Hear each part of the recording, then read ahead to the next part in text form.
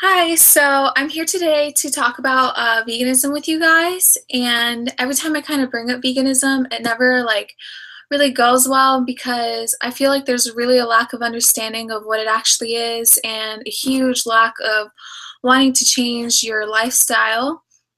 And I know that because I stopped eating meat about 7 months ago, and I've been vegan now for a month and a half. And when I first started, it's extremely hard because we kind of live in this culture where we're born to eat meat and cheese and drink milk from the time that we're little, and we're taught that it's like normal and stuff when really it's not.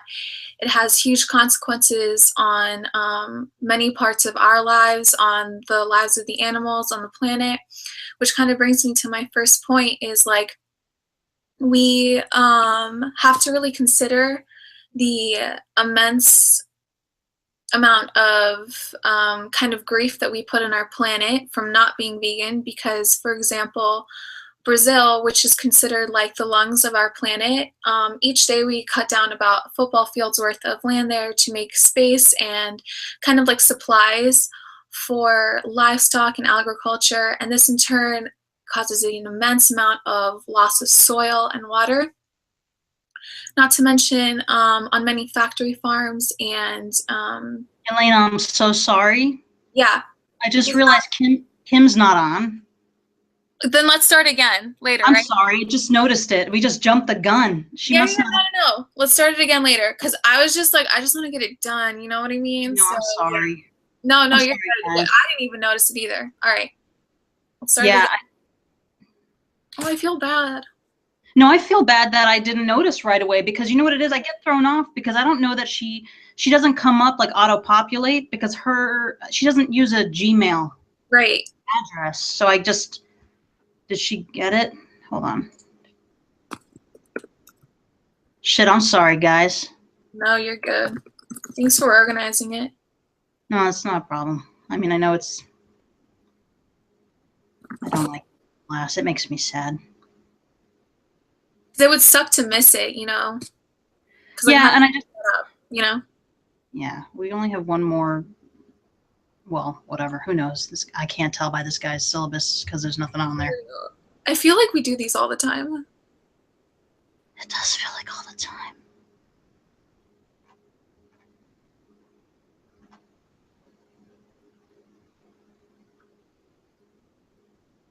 Oh, I invited okay, she corrected the email and let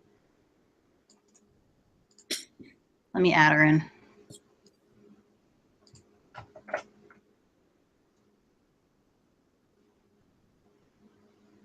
Oh, I see her coming. Sorry, Katie. Sorry, Jonathan. No, it's all good. Still BFFs? Hi, Kimberly. I'm sorry. We kind of started without you, and I was like, oh, look. We drove to the mall without picking up Kimberly. You're like, oh. Always forgotten. Aren't we missing somebody? Caitlin's very ill. Oh, okay. So it's just us, which I still think is perfectly fine. Yeah. Better than doing the 25% off and finding people around us that want to hear our dumb speeches. Well, at least my dumb speech. Your speeches are probably spectacular. All right, so Yelena, you want to go again? I'm sorry that I let you get like 90%. No, you're fine because I just want to finish this. So yeah, I'll just go first and finish. Why not? All right, so everyone, we're already broadcasting or live, whatever you want to call it. I'm gonna just mute us and then oh yeah, you go for it.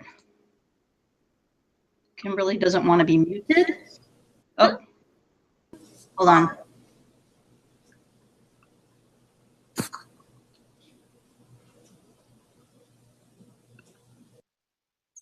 All right, so hi guys, I'm here today to talk about veganism with you.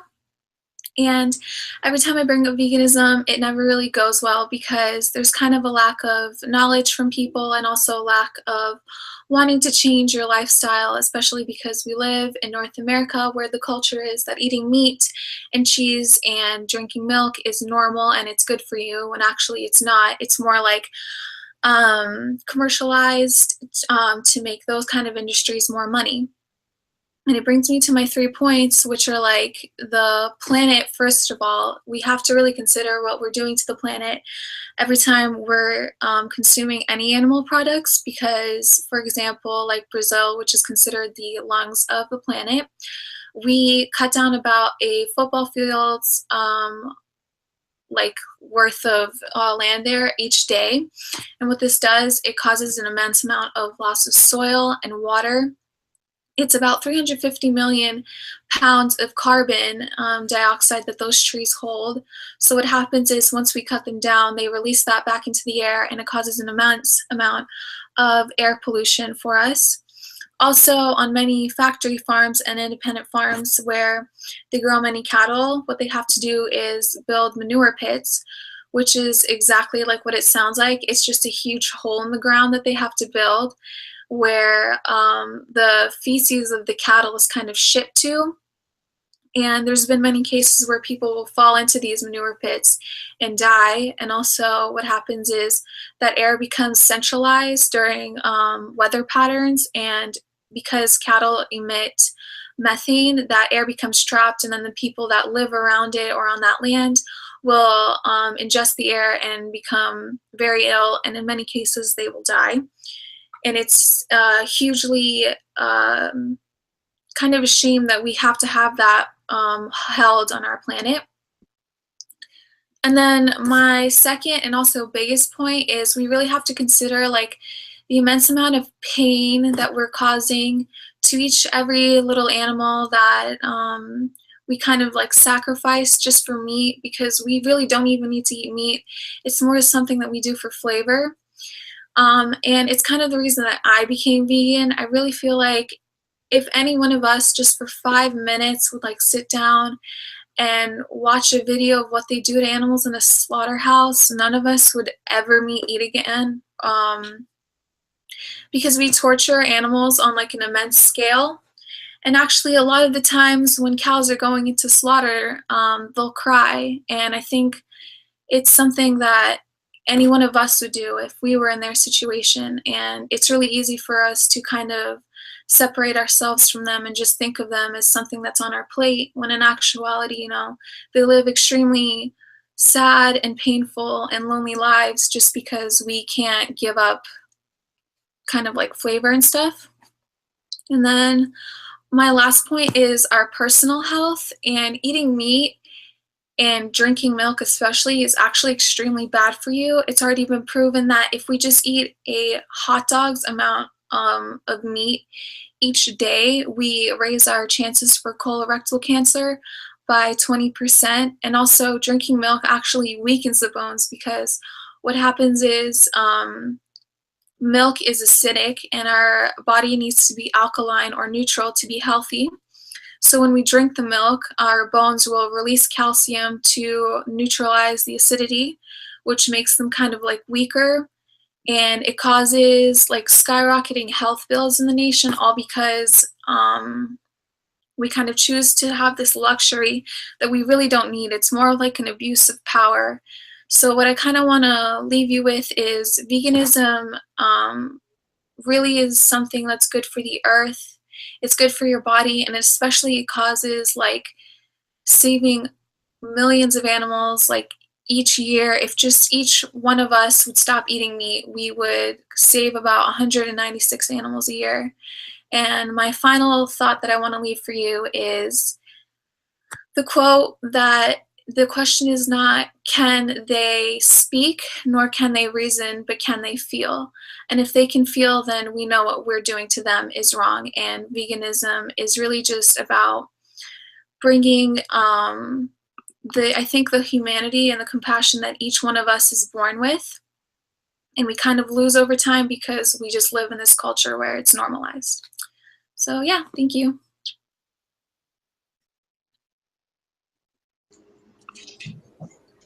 I'm really sad because I eat a lot of cow. I'm sorry, Elena. All right, so, God, okay. That was a good speech. I just feel real bad because I eat a lot of animal, like a lot. It's really unhealthy. Oh, all right. I mean, I'll go next unless there's any objections. Oh, because you love my voice.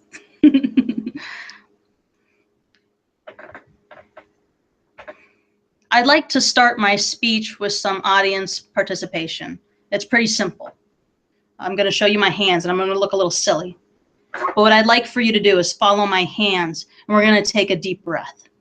So as you see my hands move up like this, slowly start taking air in for a full deep breath. And then when I turn them, hold it. And as I bring my hands down, release slowly. Is everyone ready?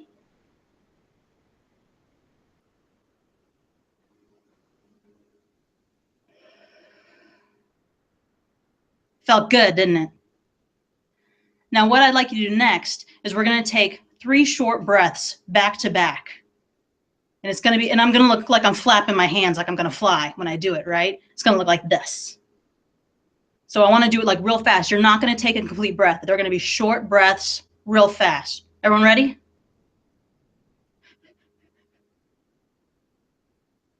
Now, if you were like me, you had to take a deep breath after because you weren't satisfied with the amount of oxygen you pulled in, correct? Now, this is how people who suffer from COPD live their lives. COPD stands for chronic obstructive pulmonary disease. And it's actually an umbrella of different lung diseases, including emphysema, chronic bronchitis, and certain forms of asthma. Now, this subject hits home for me because I've had a lot of family members that have different forms of COPD. My aunt passed away last year from emphysema. My mother has a form of emphysema and asthma, and my sister has chronic bronchitis. Now, 11 million people have been diagnosed with some form of COPD. 11 million people in the United States. It's actually the 3rd leading cause of deaths in the United States. There are different causes of COPD. There are treatments available, and there's also ways to prevent it. What causes COPD? Again, that stands for chronic obstructive pulmonary disease. COPD is caused by cigarette smoking mostly, which goes for any lung disease, really. It's the #1 cause. Now, oops, I'm going to stop, guys. We're going to do it again, but breathing is so much fun. Hold on. I'm going to wait for Kim. Are you guys okay? Yeah? Okay. Oh, she told me to keep going. It's too late. And now she's gone. I saw her picture disappear and I was like, I'm just going to keep going. And now that she's gone, I feel better. Come back, Kimberly. Come back to us. You don't like breathing with me, Kimberly? Pretty rude. This is why we didn't take you to the mall. I know.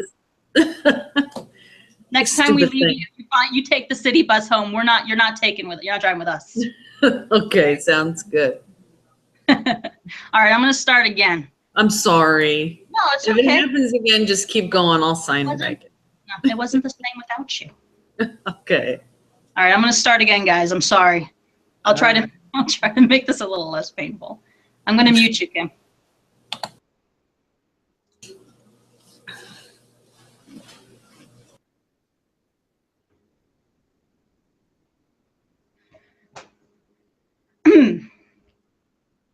I'd like to start this speech by getting some audience participation. And it's pretty simple. I'm just going to ask everyone to take a deep breath with me. We're going to follow my hands. I'm going to look silly when I do it, but just follow my hands. We're going to take a full deep breath. As I move my hands up, you're going to slowly take a breath in. When I turn them, you're going to hold it. And when I bring my hands slowly down, you're going to slowly release the air from your lungs. Is everyone ready? Okay, let's do this.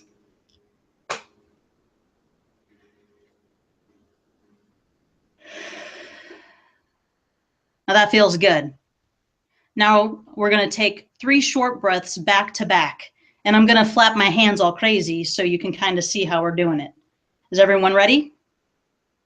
Now, when you take these short breaths, you're not going to fill your lungs entirely with air. They're going to be quick, short breaths like you ran a 500-yard sprint in the rain trying to get to your car.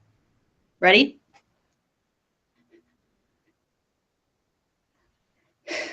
Now, if you were like me, you had to take a breath right after that because your lungs weren't satisfied with the amount of oxygen you just took in. Now, the second scenario, the short breaths, is what most people with COPD suffer on the regular. COPD stands for chronic obstructive pulmonary disease. And this is actually a term used for an umbrella of lung diseases that include emphysema, chronic bronchitis, and some forms of asthma. This subject actually is very personal to me because I have many family members who suffer from different forms of COPD. My mother suffers from emphysema and asthma. My sister suffers from asthma and chronic bronchitis. And I lost my aunt to emphysema last year. Now, it's important to mention that about 11 million Americans suffer from some form of COPD, or at least have been diagnosed. It's actually the 3rd leading cause of death in the United States. And because of this, it's important to discuss and to be familiar with what causes COPD, the treatments available, and how to prevent it. Cigarette smoking is the obvious #1 contributor to lung diseases, COPD. It's what caused my mother to get it. And it's also what caused my sister and my aunt. It's all from cigarette smoking. My sister is my twin, and she's had chronic bronchitis for 20 years. To give you a better idea of the math, we're 37 years old. My mother was diagnosed about 6 years ago, and she has a pretty serious case of emphysema. And it is from smoking. She had been smoking for about 20 years. She quit for 14, started again for 6 months, and by then she had it. Now, what treatments are available? There is no cure for COPD. You can either prevent some of the symptoms of it or just constantly receive treatment to survive, to live with it. My mother receives the oxygen treatments, which means that she has an O2 tank that she'll carry with her if she has to leave the house.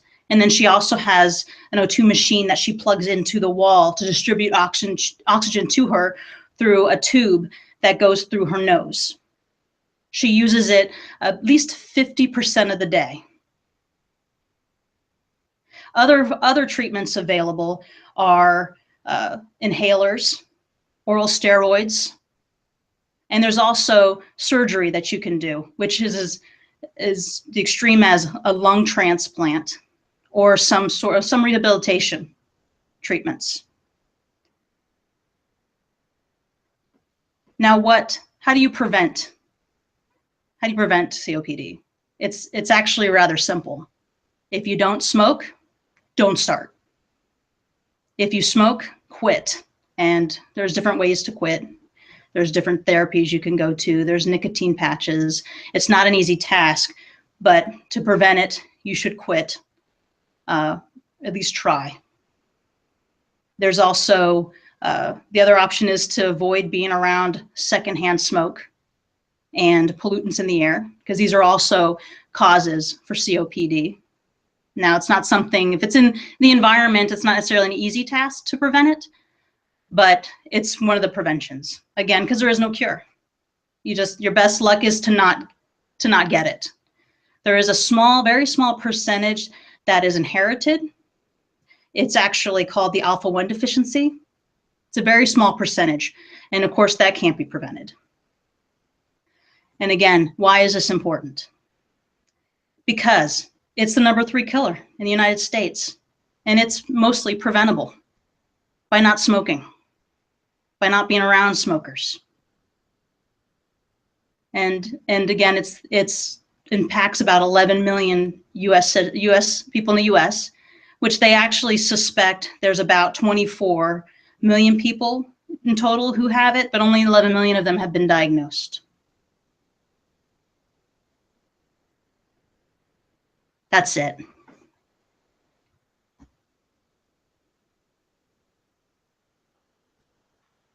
Who's next? I lost order of my points and I just flipping ran with it. I'll go next if nobody minds, just in case my camera goes crazy. Everybody okay with that? All right, perfect. All right, I'll get started. Basically, I want to start by asking you a question. Have you ever woken up in the morning from a long night of drinking and you have the worst headache of your life? You're dizzy, you're nauseous, you feel very weak. Well, basically this is a hangover. So what I want to go over with you is what causes the hangover, chemically in the body, how to prevent a hangover, and how to potentially cure one. Basically, a hangover itself is a combination of alcohol metabolism in the body. The throbbing headache that you get in the morning usually is when the blood vessels widen because of the alcohol, and you get this pain in your head, which is much like a migraine as far as kind of how migraine works, some of them anyways. The blood vessels widen. You also get dehydrated because the alcohol is a diuretic, so it's going to make you pee a lot, and dehydration alone can give you a very, very severe headache. And basically a hangover is when your body metabolizes the alcohol, and because of the diuretic, you lose nutrients, vitamins, your whole body, your whole chemistry just kind of goes out of whack, especially with the more that you're drinking. Alcohol itself contains byproducts, or contains things that the body turns into byproducts, I can say. And those byproducts are what causes the hangover. So the more of these certain chemicals in the alcohol that your body can turn over into byproducts, the worse and more intense migraine that you're going to have. Depending on what you like to drink, bourbon, whiskey, tequila, those things are going to give you a worse headache. Now, if you want to stick with the clear drinks like vodka, gin, or rum, then it wouldn't be so bad. And there's actually about 20% of the population who they're not affected by hangovers or alcohol consumption. So they're kind of the lucky ones. Now, as far as preventing these hangovers, what you need to do ideally is, if you're going to drink, don't drink on an empty stomach, because with an empty stomach, your body's going to absorb more of the alcohol quicker, and it's just going to get in your system, start building those byproducts, and then you're going to be in trouble.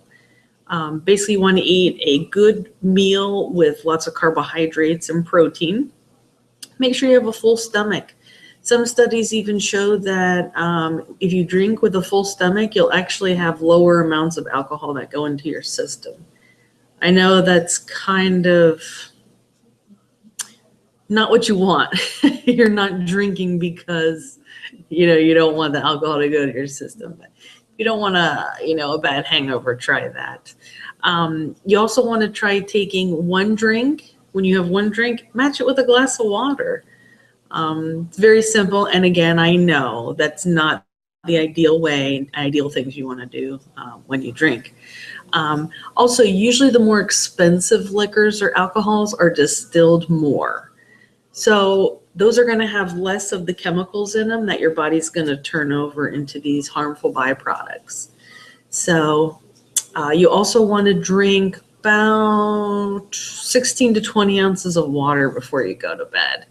Kind of replace all that water that the body's had, have gotten rid of. Now you're going into that dehydration mode. As far as curing them, if you would believe that you can, they get to be pretty bad. And I'm not saying this because I get a hangover all the time. I just know from earlier in life. But basically, you want to replace those vitamins and minerals that your body's lost, as well as the fluids. Taking a multivitamin, especially something with B12 or folate, would be essential because you're replacing those vitamins that you lost. Also, drinking Pedialyte, as strange as it sounds, has a lot of vitamins in it. Drinking Gatorade, Powerade, those kind of things. Plus, you're going to get the benefit of having all the fluids. For a headache or body aches, you want to take Motrin. Try to stay away from the Tylenol, because if you still have alcohol in your system, you could damage the liver. So Motrin or a type of NSAID would be ideal for pain relief.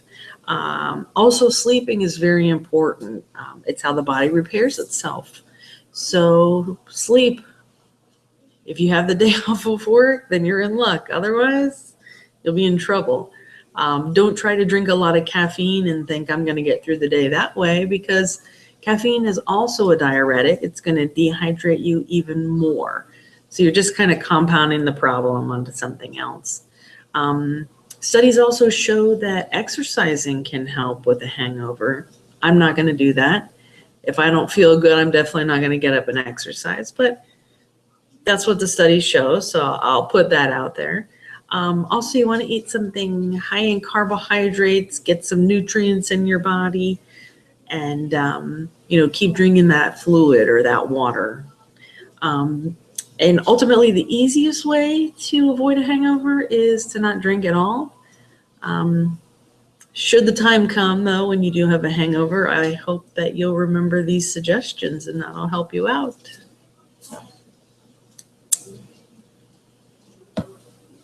Okay, all done. So jealous of your speech topic. Oh, really? Yes. Well, I mean, I'm jealous. Who's next? I don't want to talk to Kimberly. Next.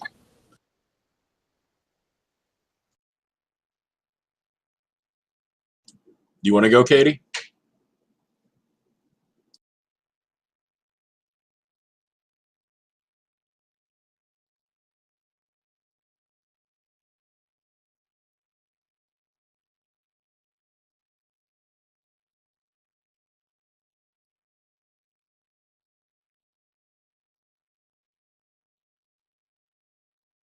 We can't hear you.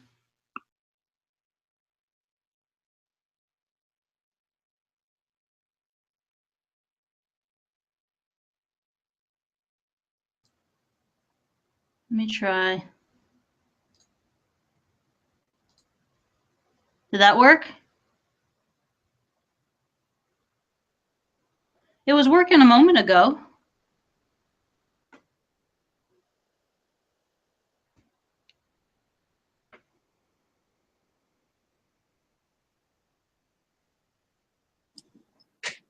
Your little green bar is not coming up, like your microphone's not broadcasting anything.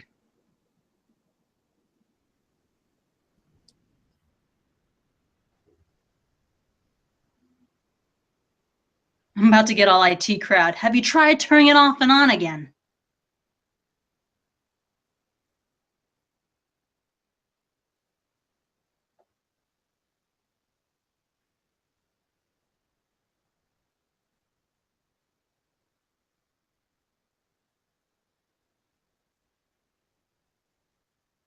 Okay. You want me to go first? Okay.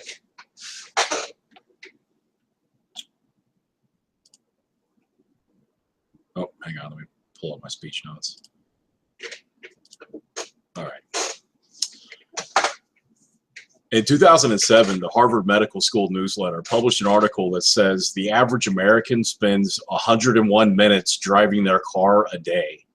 Now, banks and car manufacturers understand this, and that's why they spend so much time and effort sending us all of those junk flyers and mailers, pre-approved letters to rush out and impulse buy a new car, especially around holidays and tax return season. But before you run out and impulse buy yourself the newest model, make sure you spend time and factor in all of the ancillary costs, like car insurance, fuel and maintenance, and the tag title and tax. Now, car insurance is required by law, so it's not an expense that can be avoided.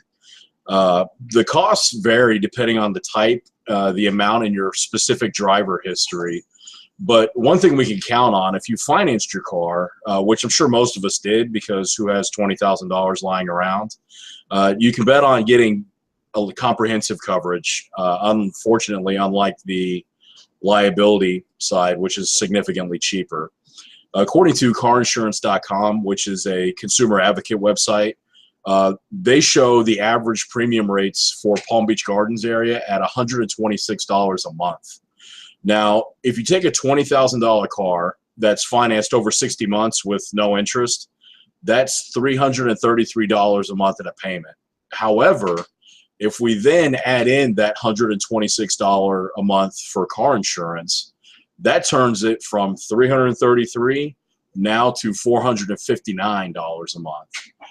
And then we move right into fuel and maintenance. So AAA, which everybody knows for their emergency roadside services. Well, they also do a couple other things. One of which is they publish a consumer index each year called the Your Driving Cost Analysis. Their most recent publication in 2015, they had a breakdown for the cost of fuel, which came out to, on average, 11.2 cents a mile.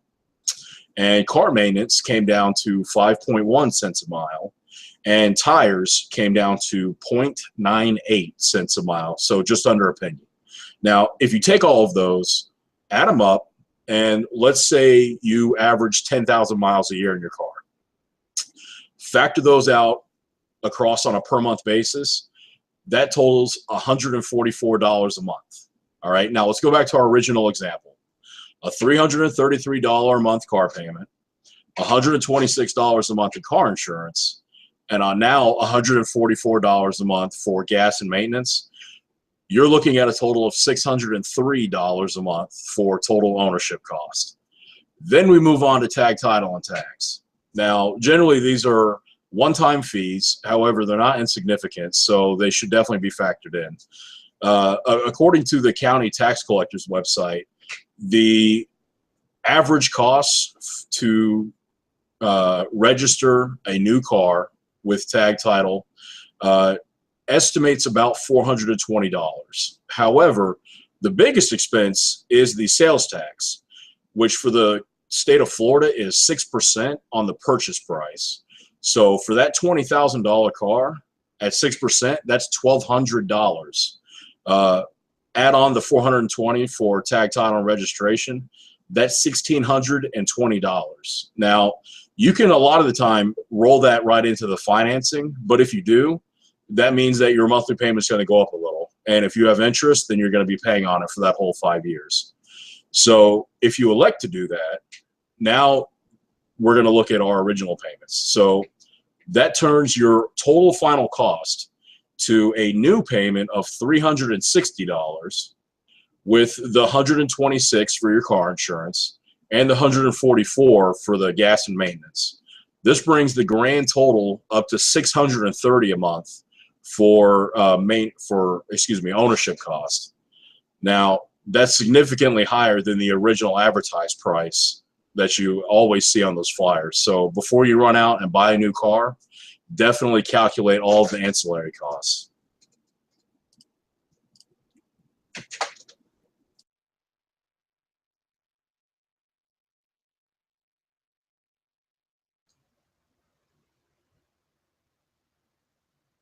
No. Should we maybe like start another like thing for Katie? Like maybe if we like try again? Well, we could also try, do you want to try to reconnect, Katie? We could just hang out here while you reconnect. Yeah. Okay. Everyone's speeches are so good, and I just totally lost it and I stopped. But that's okay, as long as I get some points. No, your speech was really good. Yeah, I had the same thing as you. Like, I just like lost track and I was just talking for like 3 minutes, you know what I mean? Yeah. How did you both do audience participation? Was that part of his examples or something, or did you both just happen to do that? Well, you know, here's what I noticed, that he actually, if you went in the lessons, you went into and viewed where it showed about turning in your speech or getting it done. It mentioned something about visual aids, but I don't know that it necessarily said to include visual aids. Mhm. Which technically, what I did wasn't really. I don't know if that's well. I guess it's considered a visual aid. No. Yeah. Oh no, we can't hear Katie. No, we can't hear you. I don't think your microphone's picking you up. Your green thing's not coming up like you're broadcasting anything. Did you mute your mic on your end? Do you want to restart your machine? We'll hang out, or is that what you already did?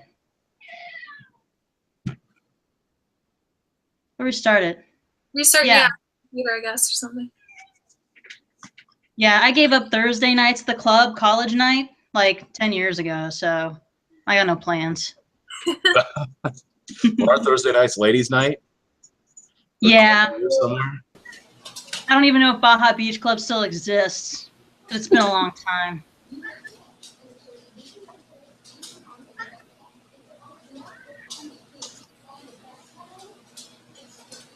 What's behind you? Is that a shower curtain? Maybe. Look, check it out. There's like a rod I put up in my sunroom. That's also a shower rod. Oh, That's pretty cool, actually. How'd you manage that? Well, because I'm fortunate enough to have like a sunroom. So that's like my living room out in the dark there.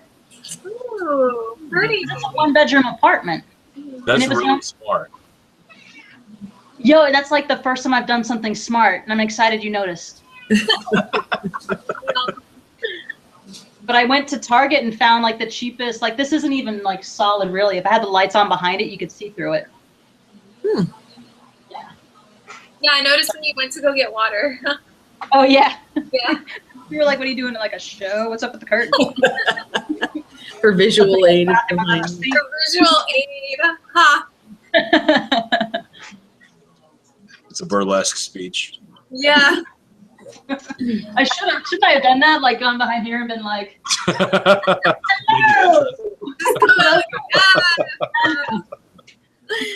I'm going to flap your arms and we're going to breathe. How about this? Yeah, we hear you. You can hear me? I'm so excited to hear your voice. On my phone if I couldn't do it here, so. Yay. All right, I'm going to mute before you disappear. Yeah, thank you. Okay. Oh, I gotta find my notes now.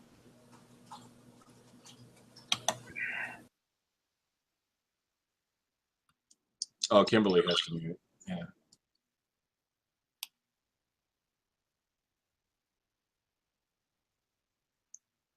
All right.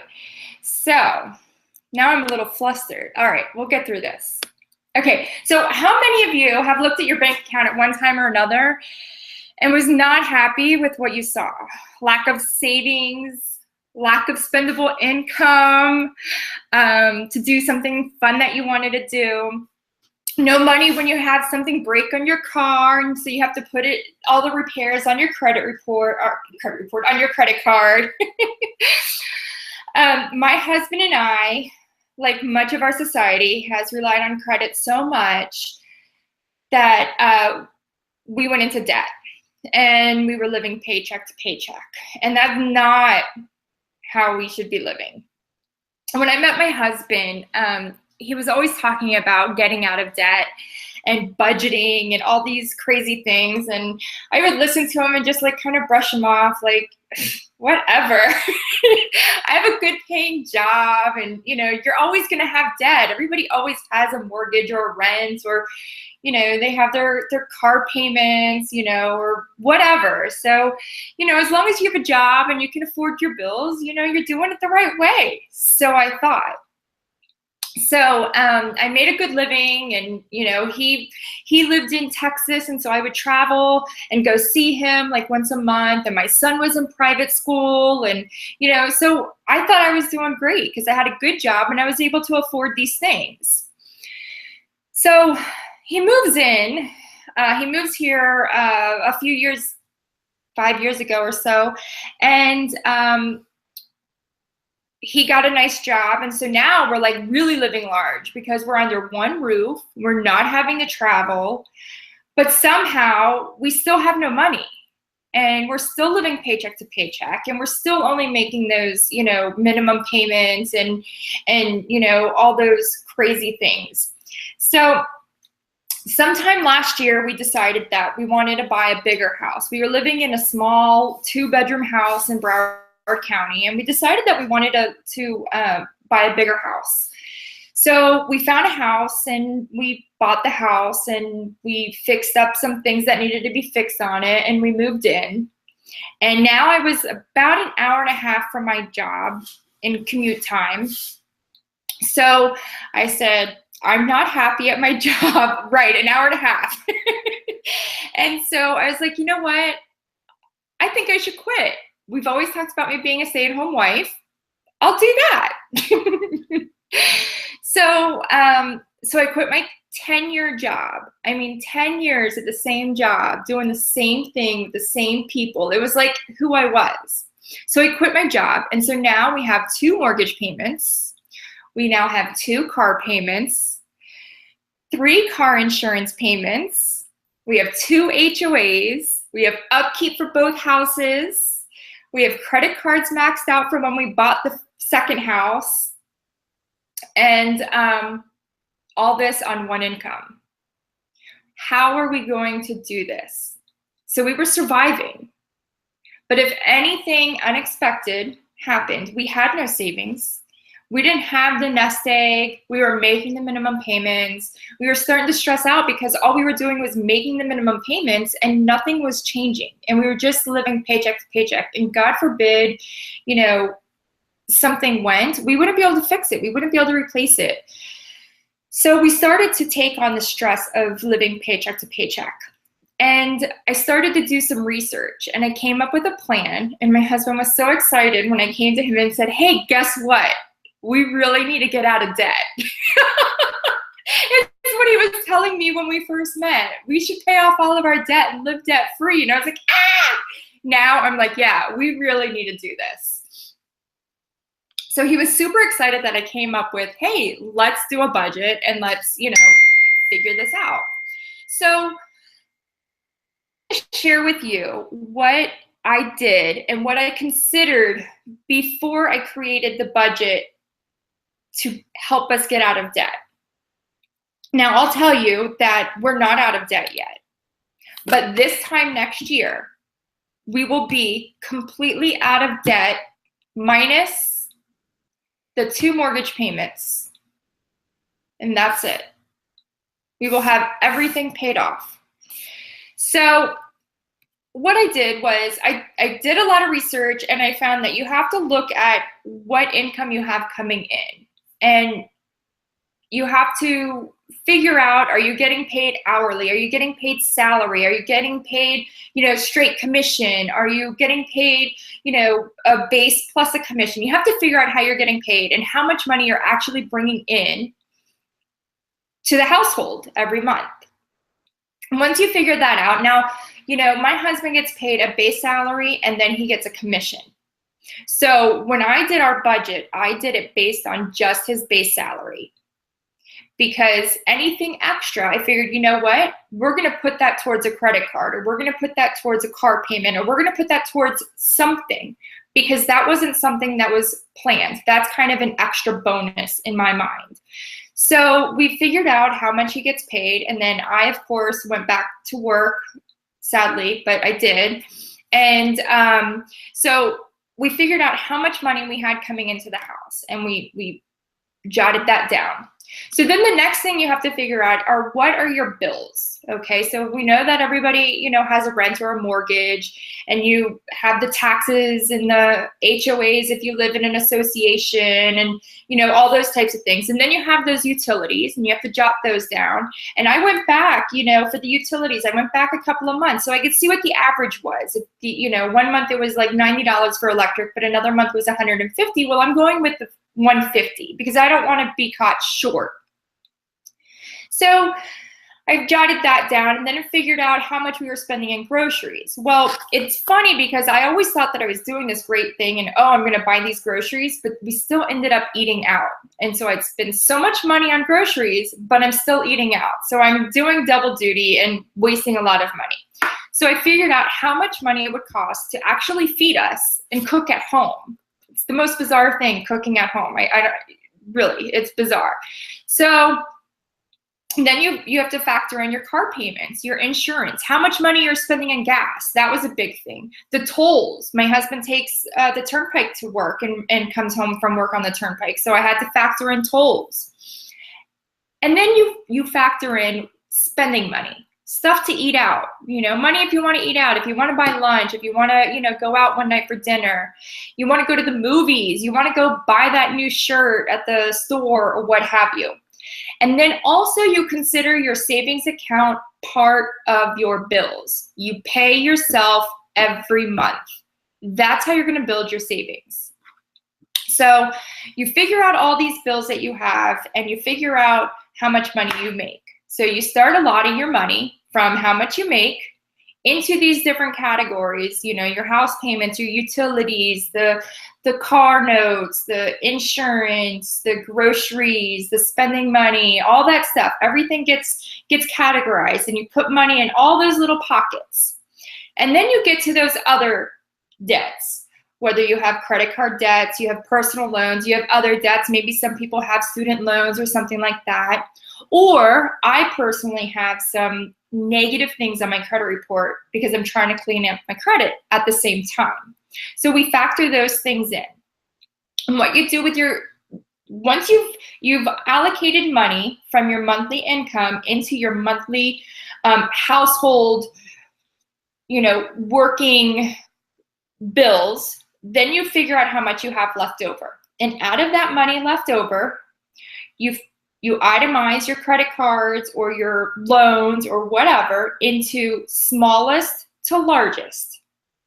And you take whatever is left and you put a chunk onto the smallest debt and you make the minimum payments on the remaining debts. So if you have a $300, a $500, and a $1,000 credit card, you make a $100 payment to the $300 and you do your minimum payments to the remaining, so that once you pay off that small one, that $100 you now put onto the next one. So you're making $125 a month on that next one and then $25 on the remaining. And you do that until you pay that second one off. And it's called snowballing. And then once you pay that one off, you pay off the next one.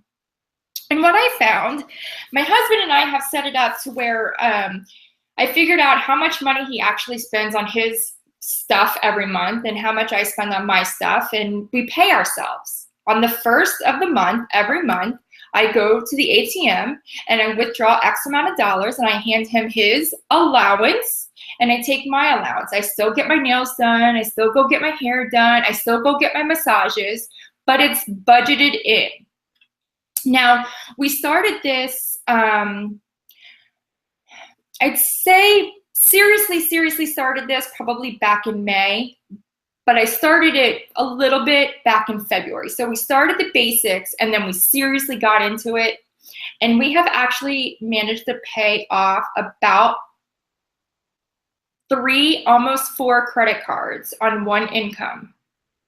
And we have managed to save some money. And we will have all of our debt paid off by next year at this time. And then after that, our goal is to pay off our rental house so that we can just make money off of that. And then we'll use that to pay off the house that we're currently living in. And then we will be, for real, in 10 years, completely debt-free.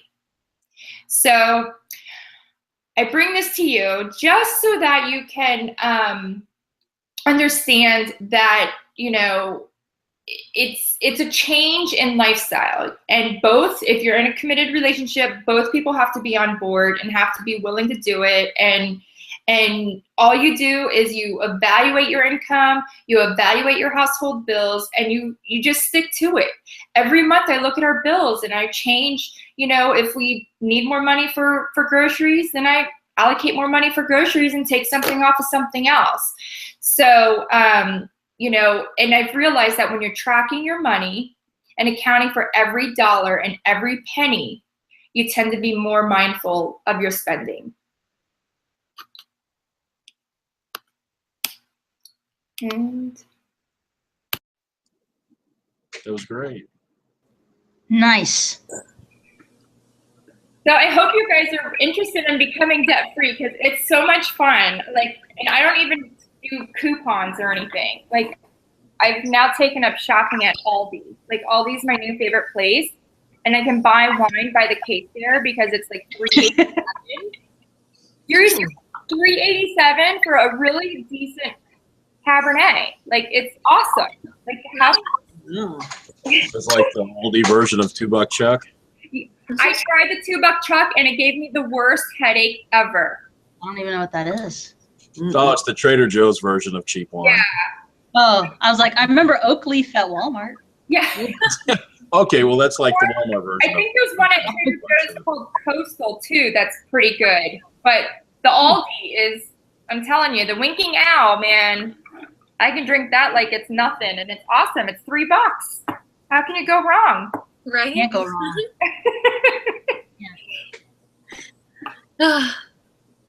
Hey, Yelena, wine's okay, right? Is she muted? As long as it's As long as I made that a cow, I guess. free, Dumbass no question. hormones. I told you that one smart thing you saw. That's all for me. That's all I have. It's all followed by dumb. Let me stop the broadcast.